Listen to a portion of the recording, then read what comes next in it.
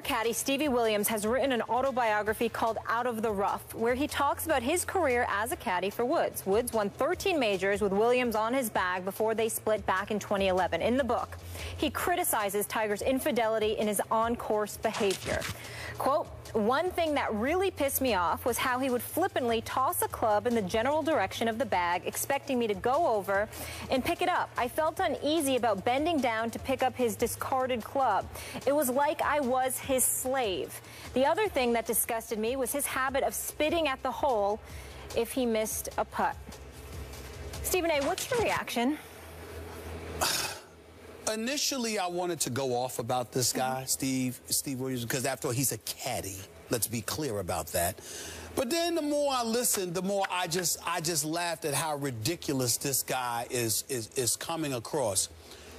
Skip Bayless, I am no golf aficionado. You are certainly one more than me. I lean on you. I lean on, our reporters that cover the sport of golf who frequently, come on as guests on this show. Michael Collins. Michael Collins especially, who I love. Yep. And, listen, I play golf occasionally, just a couple of times a year at the most. This dude right here, when the weather's warm, maybe about 3 to 5 times a week. Okay? But Skip Bayless, so I am no aficionado on the nuances that entails the job description of a caddy. But I'm going to repeat, you're a caddy, okay? So part of your, the advice that you give him, what clubs to use and what have you, or possibly carrying the clubs or whatever, to sit there and have a problem with Tiger Woods flippantly tossing the club. He might have been frustrated at a shot. It certainly wasn't directed at you, but you personalized it. By the way, this same caddy is projected to make have made anywhere from 10 to 20 million. Wow. Not from Tiger. Not from Tiger. No, but just from Tiger, it's like 6 to 8 million or so. Just from Tiger. I apologize. Good work. $6 to $8 million for a caddy. That's over 12 years. All right, 6 to 8 million for a caddy. I mean, you got to be kidding me. All right, and then this guy sits up there and he talks about being treated like a slave.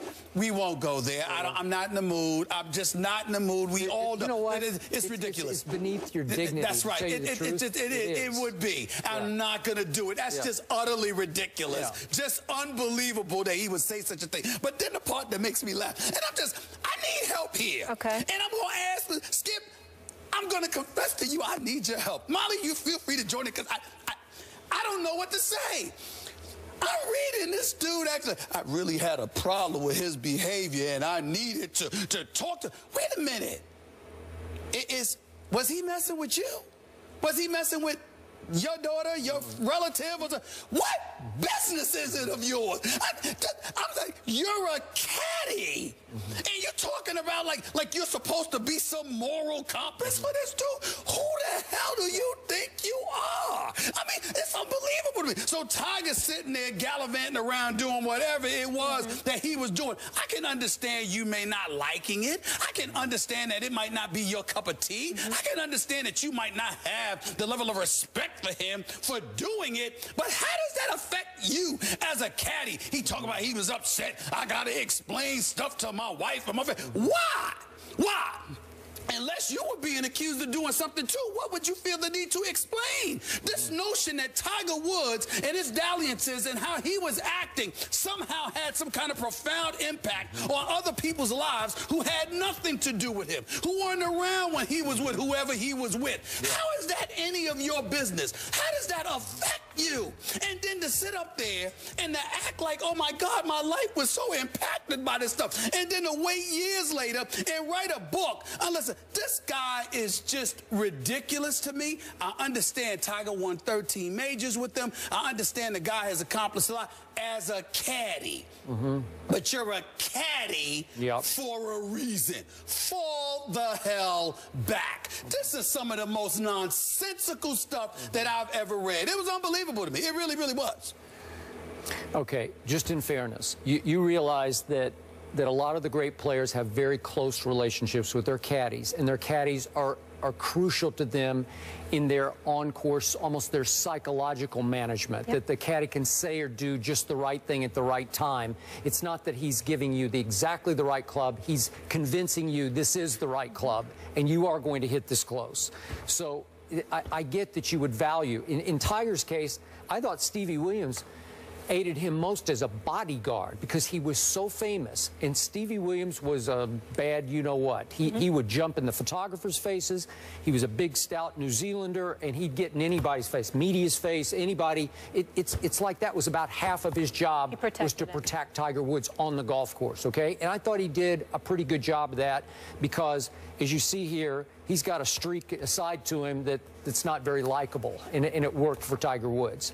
Now, on the slave comment, obviously, when you're being paid $6 to $8 million by the man you're working for, I don't know if that qualifies quite as slavery. It's just such an insult. But remember, okay, look, this guy, he grew up in New Zealand. He went back and he now lives in New Zealand. So his sensitivity level to what happened in this country involving slavery is probably pretty non-existent. I'm not giving him a pass. I just think he has no idea what he's talking about. That's fair. Okay? That's fair. Now, he did have that one line about Tiger that really set me off, and I can't remember if we talked about it on the show, but after he was fired by Tiger, wound up with Adam Scott, another very good player, and Adam Scott broke through and won at Bridgestone, a pretty big tournament at Bridgestone. Stevie Williams was stopped by the media after they had just won the tournament, and Stevie said that it was my aim to shove it right up that black, and I'll just say the word backside, okay? So he wanted to shove it up Tiger's black you-know-what, okay? And a lot of people found that to be very racist. I certainly did. Tiger defended him shortly after that and said he certainly does not believe that Stevie Williams is racist. But that came off as racist to me. So is there some seeds here for us to say that there's some racism operating here? Sure there is. Is it insensitive? I don't know. But to your point, I completely agree with your bottom line, which is Stevie Williams goes on and on about how he was shamed by Tiger's infidelity, that he took it personally because people looked down on him over why didn't you intervene and stop Tiger from having all those affairs. He had no idea. He said, I don't know. And people, you know, he turned my life upside down because people blamed me for what happened. That's absurd. It's absurd. Nobody cares. Nobody cares, Stevie. Listen. And I don't know, listen, I was in Australia for the Olympics. I've been interviewed on radio shows in New Zealand. You know, they watch me. You have? Many times. Wow. Many times. You're a worldwide. They've called me on certain, we are. They've called me several times about this show as well. So trust me. I'm dead serious. And let me tell you something right now. I under no circumstances, I have no knowledge about the folks whatsoever. But I'm just going to be a man here and tell you this. And I'll tell you this, Miss Molly. Let's be clear. When a dude ends up acting like Tiger, another dude don't feel responsible for that. No. That's your business. That's his business. Now, I mean, you might sit there and say to him, if he's a friend or a family member or whatever, look, man, come here. Or if you're his parent, you might be like, I didn't raise you that way, or something like that. You know, if you're a pastor, you might talk to somebody because you're a member of that pastor's congregation. Look, you gotta follow God's laws, etc., etc.